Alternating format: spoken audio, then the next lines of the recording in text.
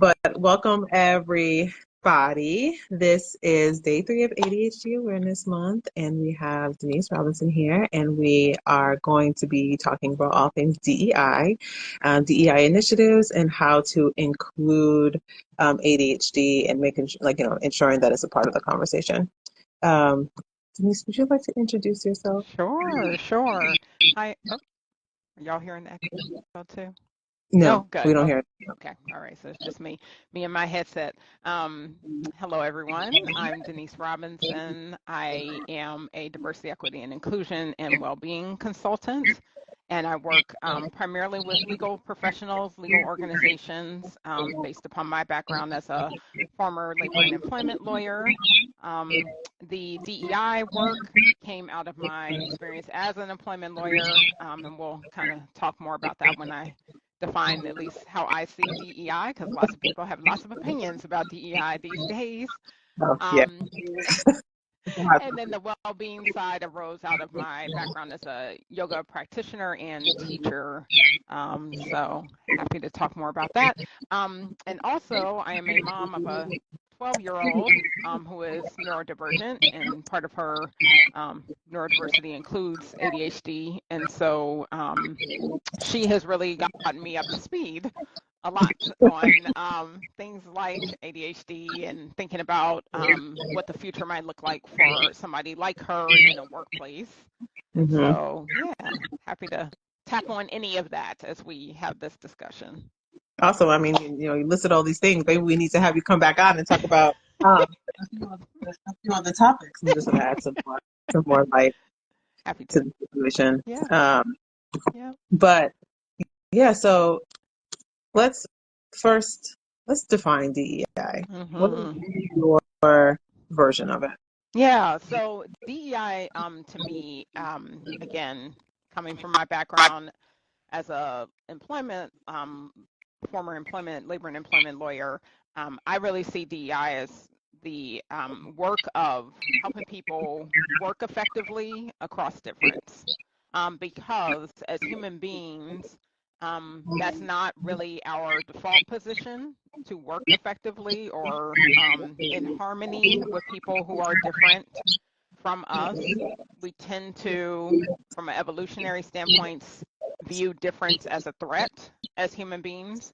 And then particularly if we are in a dominant group, based upon identity as defined by a particular society, there is the default is what we have learned is the norms are to treat people who are not in that dominant group worse.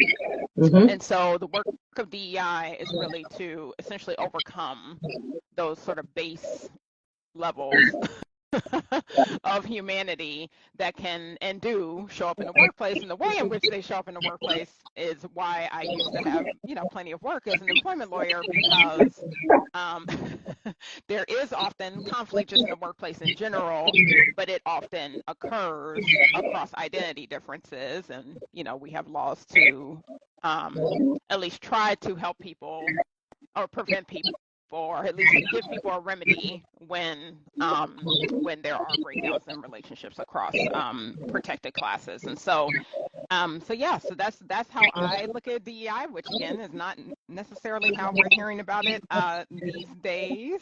I So know yeah, DEI is getting a bad reputation, and it is. we're missing the essence of it. Mhm.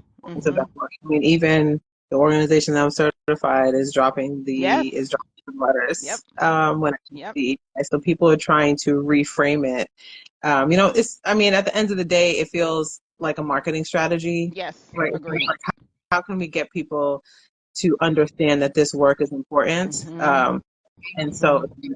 like, people are taking this stance of like, well, maybe we'll just shift the name a little bit to kind of convince people. Mhm. It's a marketing communications tactic at the end of the Yeah. day, but we really didn't lose the essence of the Right. work. Right. In my opinion, and like and I mean, everybody Yeah. is different, and so Exactly.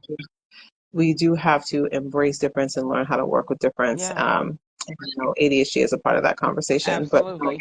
being in a, I Absolutely. know I can, like, I don't know personally because I don't know all of your your stories and your history, but Yeah. I know that there was a lot of crazy Oh, cases that you probably had oh, to yeah. deal with as an employer, Absolutely. attorney. And I mean, because I hear it from my clients, like some of their stories and the experiences that they have in the workplace when it Mm-hmm. comes recognizing like their disabilities in the work environments and how they continuously get discriminated Yes, and how against. people just don't know how to act, Yeah. basically. Um, Basically.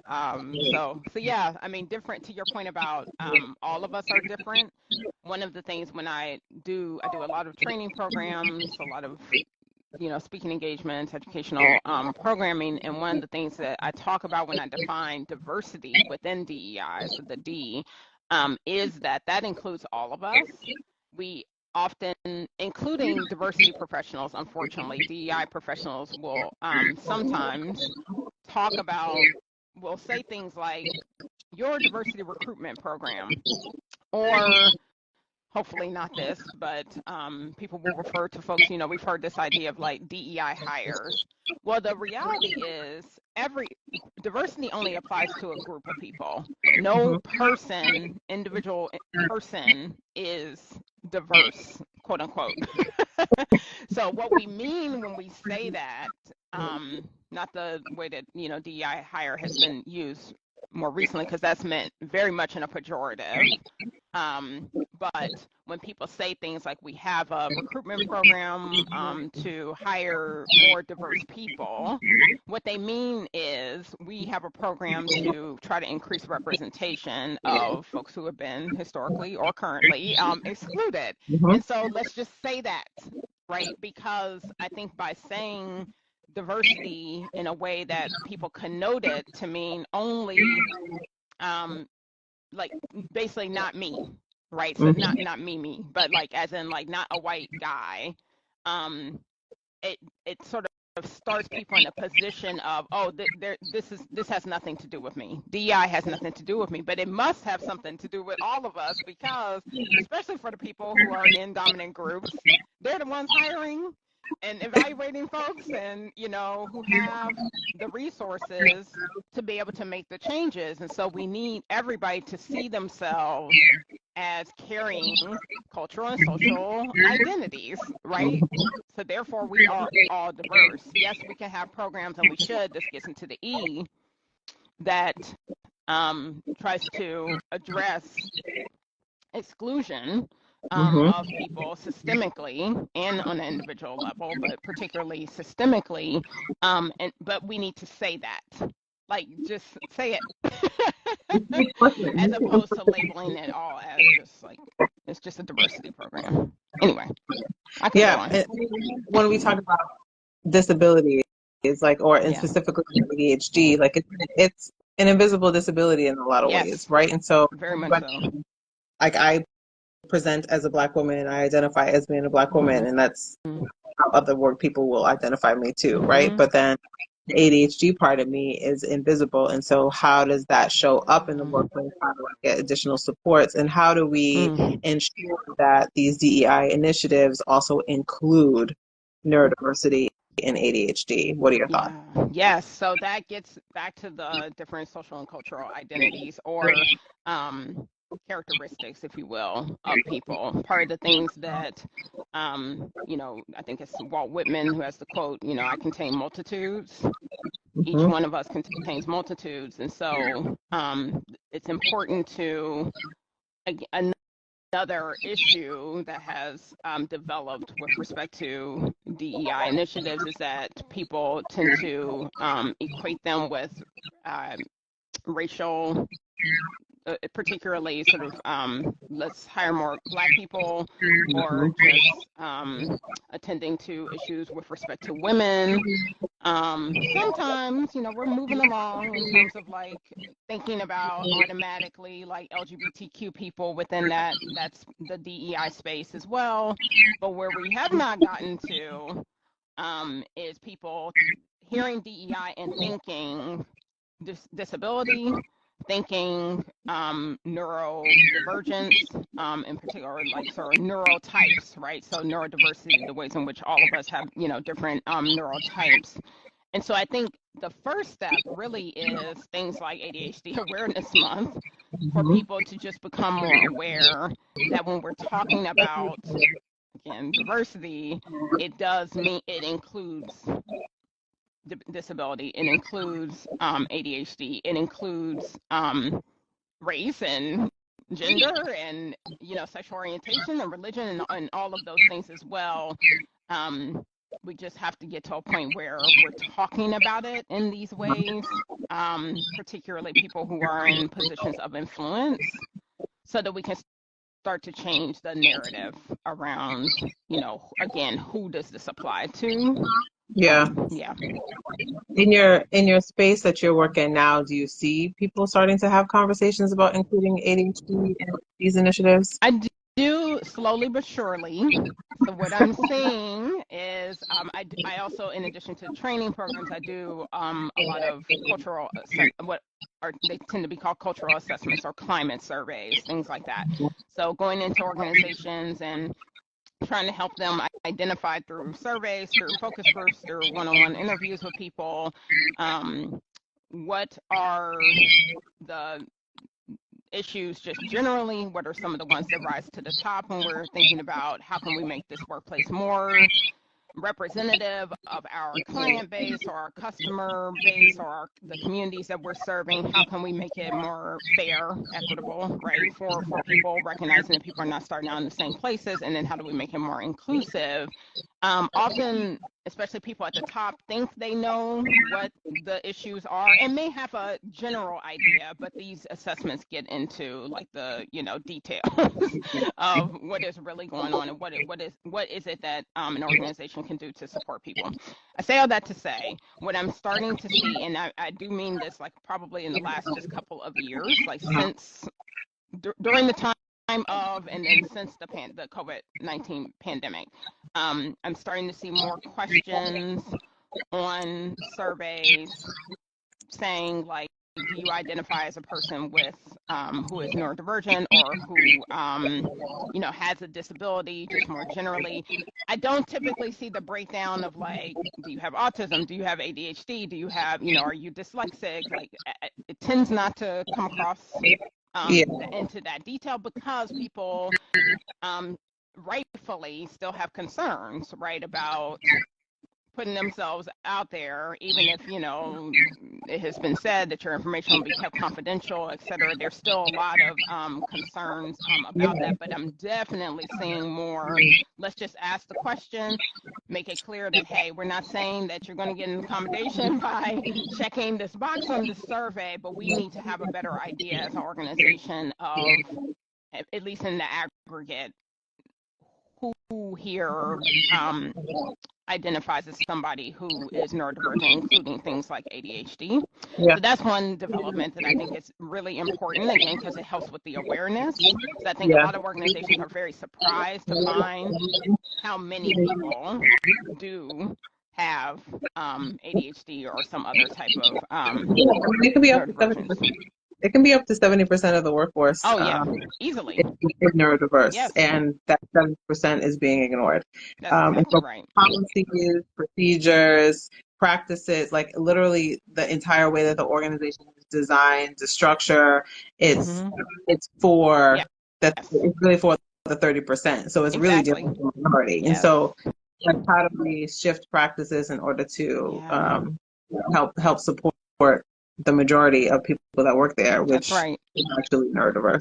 And it's a growing majority too. I think that's also important, and I think that's part of why we're seeing at least some more identification, a little bit more awareness, because as new generations come into the workplace, there's going to be more. Not necessarily that there are more people that have ADHD or who are autistic, but we have better diagnostic tools, et cetera. Again, so as that continues to proceed, we're going to have more and more people. I wouldn't be surprised if we got up to 90% pretty soon, right? Right. And And so, yeah, go ahead. And more people are talking about it, right? And so Exactly. more people feel, once we create organizational cultures where people are more comfortable with disclosing and being able to accept each other's differences, more and more people are going to be like, well, actually, yes, I am Yes. autistic. Yes, actually, I am Right. ADHD. Yes, I'm actually a little bit of both. I'm Yes. neurospicy. Like people call Yeah. themselves neurospicy. Yes. I love Also that. anxiety and Yes. depression and That too. dyslexia, Yep. OCD, like other neurodiverse Mm-hmm. differences, people are going to feel more comfortable speaking about. And so we're going to have to shift our practices Yes. and expectations when it Accordingly. comes to Hmm. supporting the people that we're actually working That's exactly for. right. It just is going to become a numbers game, I think, eventually, where, if you want to have talent to make the products that you have or deliver the services that a business has, then you have to Hmm.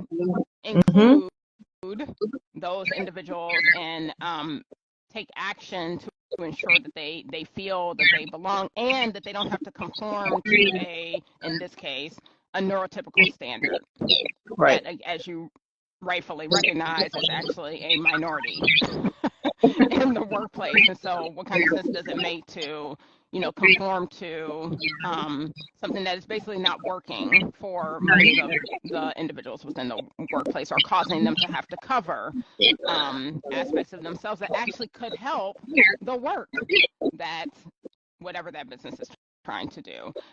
So in terms of what I think we can do beyond awareness, which again, just greater identification, making sure that people feel comfortable coming forward, requesting reasonable accommodations, knowing what that process is. To the extent that people need it, because not everybody with ADHD is going to need an accommodation, but some people will, and employers can do things to make it clear that this is something that is welcome within this environment, that it is not a burden or something that people will be retaliated against for asking, right? So that is an important step that employers can do. And then also something else I'm starting to see is more um, so not just affinity groups, but like employee resource groups that are dedicated to neurodiversity and in the true sense of neurodiversity, right? So including all types of neurotypes, but really focusing on that. And so that's kind of part of the inclusion piece of the DEI as when it comes to things like ADHD, so that people have a place of um, both affinity, right? So there will be people there in those groups that share an aspect of themselves that they have, but then also to be able to essentially educate the organization as well in terms of what it is that would be helpful to them, but doing so in a way that is like recognized by the organization, sanctioned in a positive way, supported, resourced by the organization.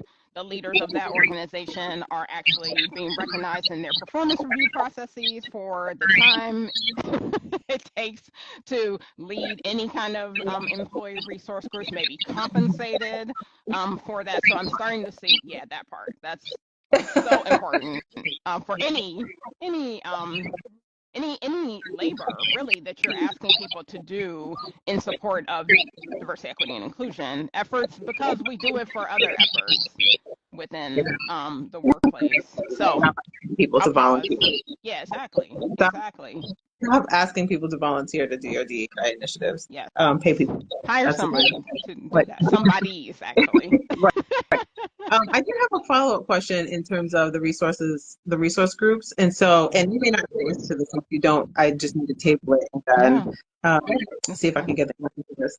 But Yeah. the question is like when we have resources groups around areas of disability or Mm-hmm. neurodiversity, like essentially, isn't that disclosing at the agency? And then is the company Good obligated question. to then offer you an opportunity to get accommodations? No.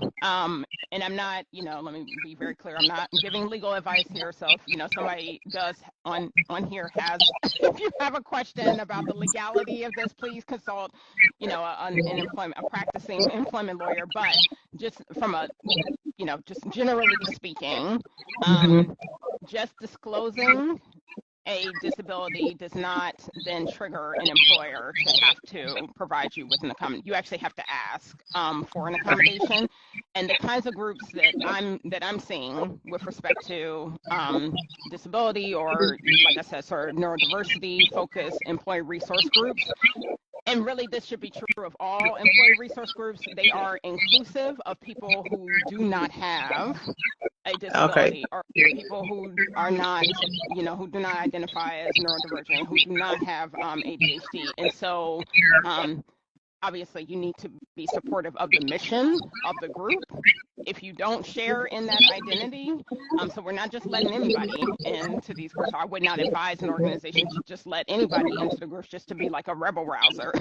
Right. You have to support the mission, the purpose of the group, but you don't have to have that particular identity in order to be a member of the group. And so that in and of itself, I think, helps to deal with the, answer, I think, the question that you have of like, ooh, is an employer kind of going to get themselves into a bind just by allowing a group like this to exist? If they do it the right way, if it is inclusive, that should not be a problem. Yeah, and that's nice to be able to have other individuals that may not fall into the neurodiverse category as a part of the group so they can learn. Exactly. And champion, right? And practice allyship, right? So it is important. And again, I believe that for all employee resource groups, not for, dominant group members to come in and take over, but to make sure that those groups are inclusive for the reasons that you stated. Yeah. So there's a lot happening in the work world where people just a little in the world in general.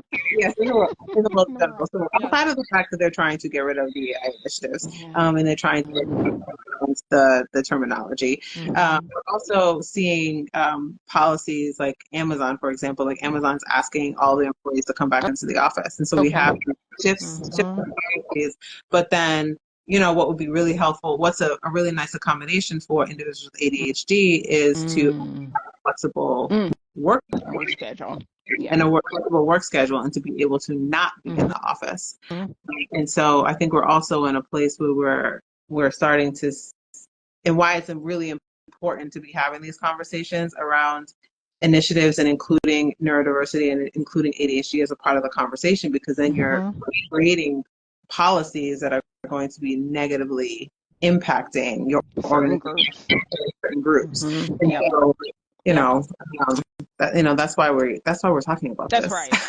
And that brings to mind an approach that I try to really ground my work in DEI in general, which is the sort of the universal design approach that really has come out of the disability community, or disability rights community. If you think about something like, and this actually just happened in my neighborhood. I'm a runner, and so I'm constantly out here running around on sidewalks, etc., around my neighborhood. And I noticed that they recently redid the curbs, right, to make them flush with the street at corners, and then the bumpy strips to be able to help people who are using like an assistive device in somewhere or another to know that they are coming up on a intersection. And if you think about it, that's not only helpful for somebody who is disabled in a way that maybe they use a wheelchair, or like I said, maybe they are blind and use a assistive device to help them navigate, right, the streets that are not designed really for any pedestrians, but certainly not for somebody who is blind. Though that particular technology, if you will, was developed with those individuals in mind, but it actually helps runners like me, right? Because what happens when the curb is not flush to the ground? I trip. right? Because I'm not picking up my feet, enough like I used to when I was, a competitive athlete and, running with higher needs, et cetera. Like that's not who I am anymore. And so that's an example of, universal design approach that was sort of it's something that is designed with a particular community in mind, but that actually benefits everybody. And so when we think about things like return to office mandates, employers have to think about um, who all are the potential people who will be negatively impacted by this policy and work back from there. So maybe the answer is not, for every single job within the employer. Like there may be some jobs where it makes sense for people to be in the office, but do the work of thinking about that before just having a mandate that is going to negatively impact people who you didn't even think. Because like you said, like things like ADHD, if the person hasn't disclosed, it's an invisible disability. But yet this particular mandate might have a particularly negative impact and impact, the retention of that individual. And then now that person might be more likely to leave. And so then you're going to have to replace that person and lose the institutional knowledge that they've developed. And so really thinking about what are the costs to the people of this organization of this particular policy is a helpful approach, just like the sort of universal design approach to, just navigating navigating the world. Yeah, Yeah. it's a lot to think about, which is why you need people on staff that are dedicated to this work. That's right. Yeah, and to listen to them to ensure that they are empowered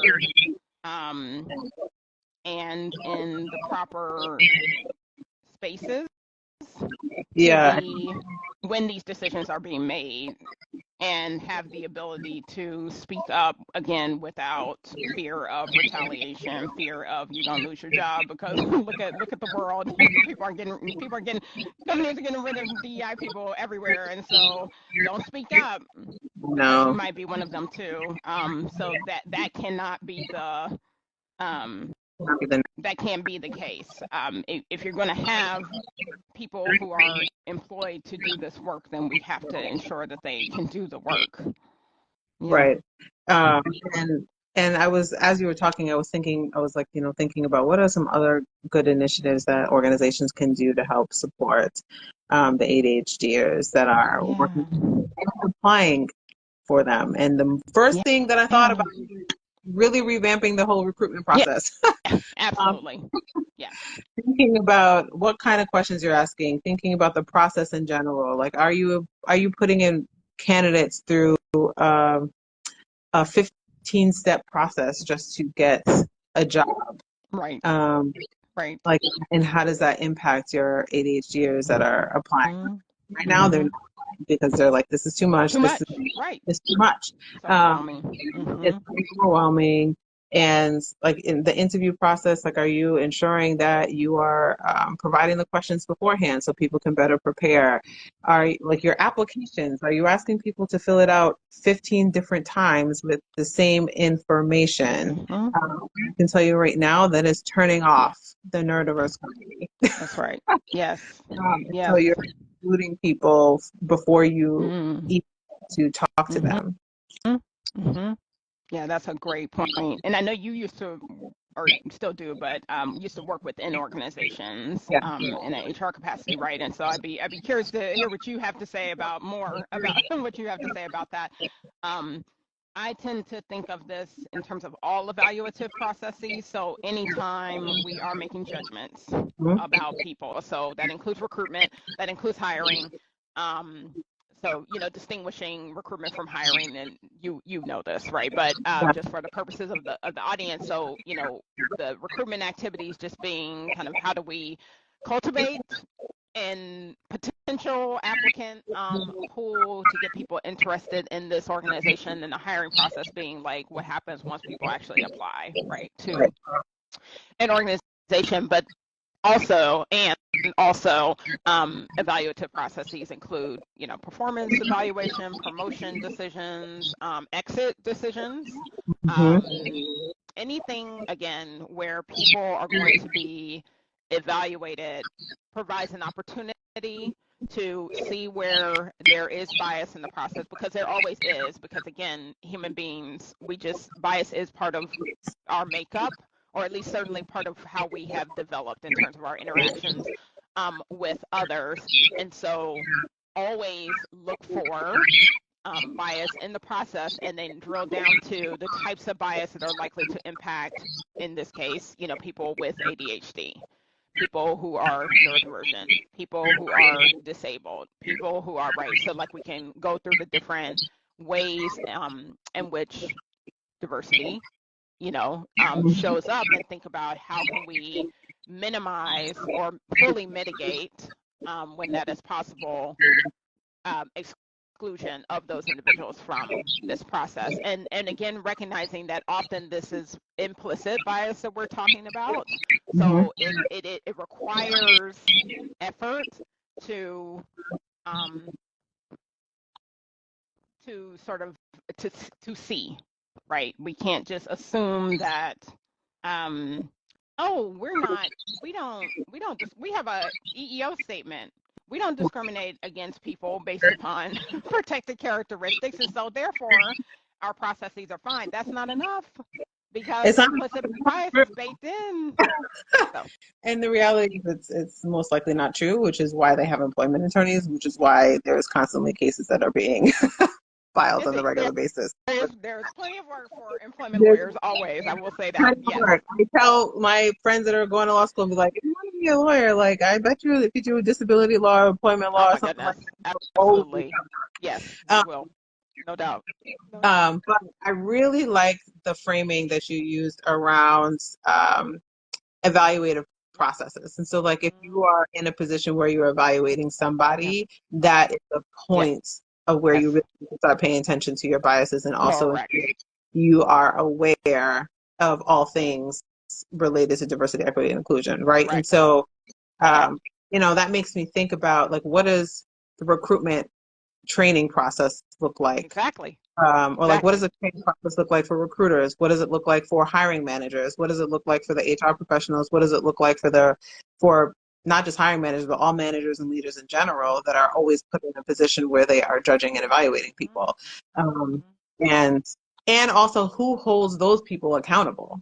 Right. As well within your organization, not just with the EEOC or an employment attorney.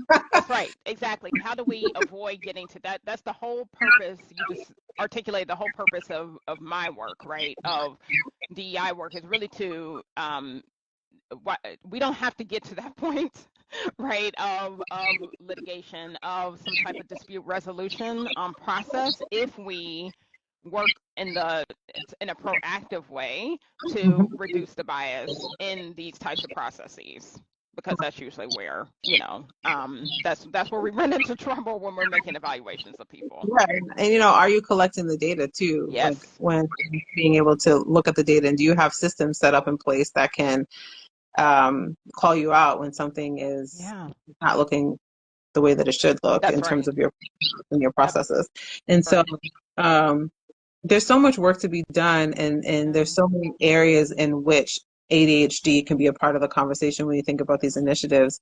I'm hoping that there are business leaders and business owners and organizations listening to this conversation, so that they can start to ask themselves, are we including ADHD in these conversations when we're talking about our processes and procedures? Are our policies negatively impacting our ADHD employees or our neurodiverse employees in general?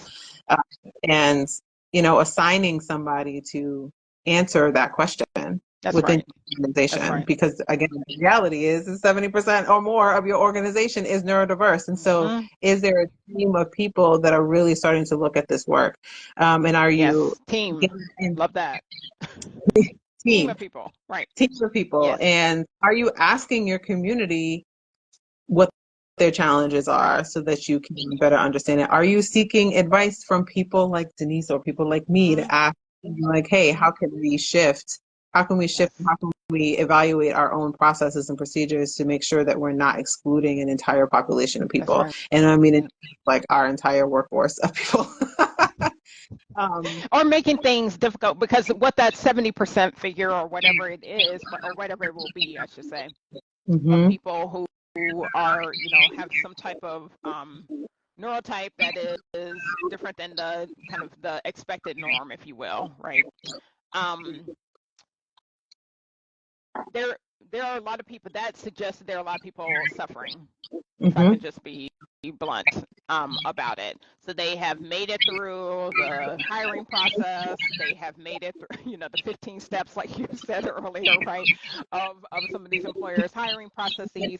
They have, gotten through their performance evaluations, et cetera. But at what cost? At what cost, right? When they're not, when the workplace is not set up in a way that reflects their needs. Hmm. So I just want I think that's an important thing to keep in mind, because I think some employers will think, well, I mean, if the numbers are that high, then I guess we're doing all right because they're here, Right. right?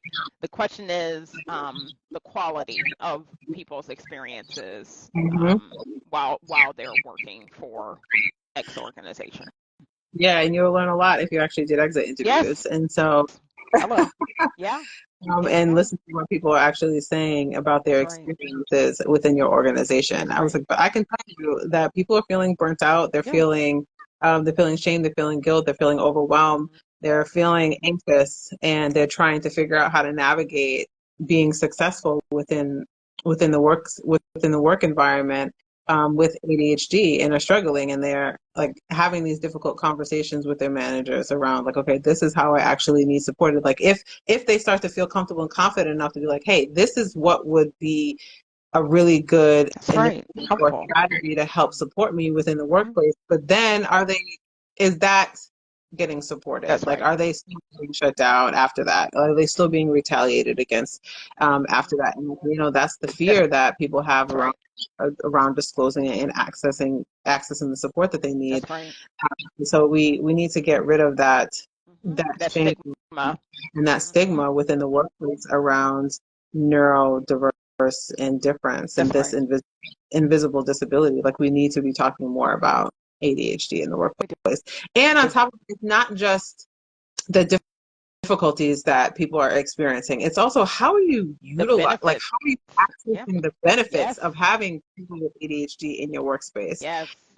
and really seeking out their strengths in order to make your business better. Yes. That's exactly right. There's tons of research at this point that shows that people, when you're solving for a complex problem, which most organizations exist because they're trying to solve some problem, right, in the marketplace, or from a professional services standpoint. So what research shows is that when you're trying to solve for a complex problem, it's more beneficial to have a diverse group of people who have a voice, who feel included to contribute to the solving of that problem, than it is to have a homogenous group, even of brilliant, people Hmm. solving for that same problem. And so the same thing is that applies, that research shows that we're not just talking about identity diversity. It is, but it is, so that's a necessary condition, let me put it that way. So you have to have some identity difference in order to get the benefits that this research shows, because identity differences impact people's experiences. You start to see differences in whatever, their educational background, what kind of work they have access to. Kind of that access issue in Hmm. general, I would say, is the point at which identity difference makes a difference, right? Or identities make a difference. And so the same is going to be true of, you need people with different neurotypes to serve um, the clients, the communities that you are in business to serve most effectively, most successfully.